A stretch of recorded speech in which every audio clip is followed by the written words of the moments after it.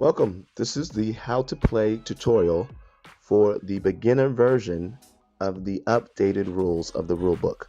If you don't have the updated rules of the rulebook, which are only provided virtually through a PDF online, you can go to rulebook.disparitytrap.com. We decided to update the rulebook just under a year ago, 2 years after we had printed the original rulebook, because we wanted to make sure the gaming experience was always improving and always exciting for the players. So please go to rulebook.disparitytrap.com to get the updated rules before starting this tutorial. When you reach the rulebook online, you will see it says Special Edition Rulebook. And as you scroll down, you will see a listing of components that should be in the box that you purchased, along with the quantity of each component. And as you scroll further down to the next page, you will see a section that says Remove 27 cards. These are the cards you're going to remove when you play the beginner version of the game, because those cards refer to the advanced version of the game. So that's 10 opportunity cards that have 2 icons with a slash, 8 opportunity cards that have the word influence on them, 6 event cards that have a handshake, and 3 event cards. And you could see closely that in the top left corner of each of those cards, you will see a special icon, so you can help orient which cards you need to remove. Then as you scroll further down, you will see a board setup section where it'll tell you how to set up your game board. And we will continue from there. Before starting the game, assign each player a position card. The position you play in the game impacts the dice range you will roll on the playing cards and thus the path you choose in the game.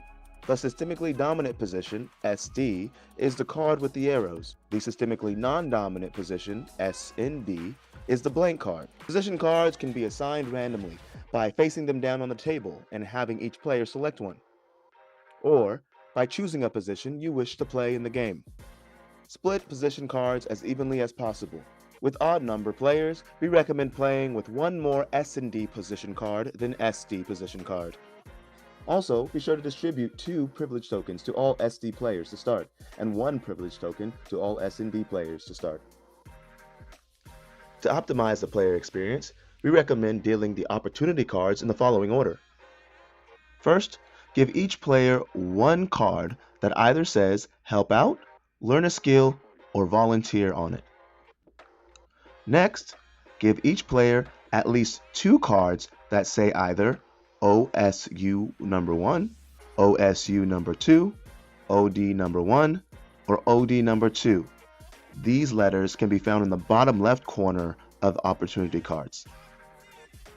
And finally, if you're playing with 5 or 6 players, you can give the remaining 2 players who don't have 3 cards yet 1 card that says Cool on it. By doing this setup for the beginner version of the game, you'll be optimizing the experience of the players as they learn to play the game over time. These opportunity cards help you gain preparation tiles and privilege tokens, both of which help you earn the 4 wealth tiles needed to win the game. The goal of the game is to earn all 4 wealth tiles. Wealth tiles are earned when you play the tier goal card once you reach the end of each tier. This is a semi-co-op game, which means there's 2 ways to win: competitively, by making it to the end of the board before anyone else, or cooperatively, by making sure all the players advance into the 3rd tier and earn a home tile. When one of those 2 methods of winning is accomplished, the game is over. Each player will select a pawn and place it at the start space on the board. Roll the dice to see which SD player goes first, and then continue clockwise from there. When playing your turn, you have one of 3 options. You can play an opportunity card from your hand, discard an opportunity card from your hand for a new card, or trade up your preparation tiles. The opportunity card will detail who can play it, how to play it, and what happens when you play successfully. Note that next to the dice icon, there is a dice range for SD players that is different for S&D players. Be sure to check that dice range when you roll to determine if you are successful or not. If you qualify to play an opportunity card that doesn't have a dice roll, simply read the center of the card and it will instruct you on what to do. If you don't wish to play an opportunity card, you can simply choose to discard an opportunity card from your hand and pull a new one from the deck.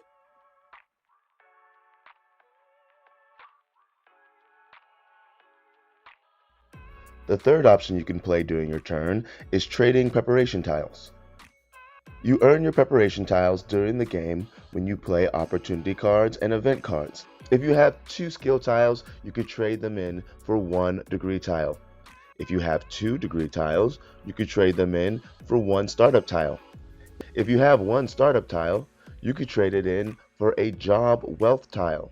As a quick tip, you can make as many trades during your turn as you like, and all trades go in one direction and cannot be reversed. If you trade in your startup tile for a job wealth tile, you'll be able to jump your pawn from the first tier all the way to the beginning of the second tier. You will also be able to receive all the privilege tokens that come with that accomplishment. At the end of your turn, you will roll the dice to move along the game board. And as you move along the game board, you'll notice there are 2 icons that appear on the blank spaces of the board. Those 2 icons are a tax space and a justice space. These 2 spaces will not be played during the beginner version of the game. Those are reserved for the advanced version of the game.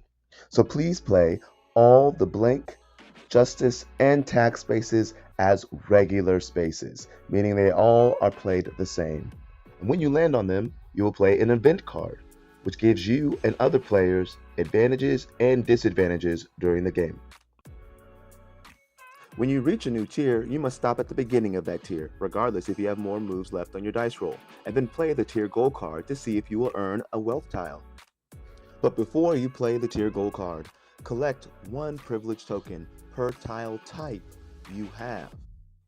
Once you have collected your privilege tokens for the tile types you have, you will play the tier goal card. If you don't succeed, you can get another chance to roll the dice on the card by paying 3 privilege tokens.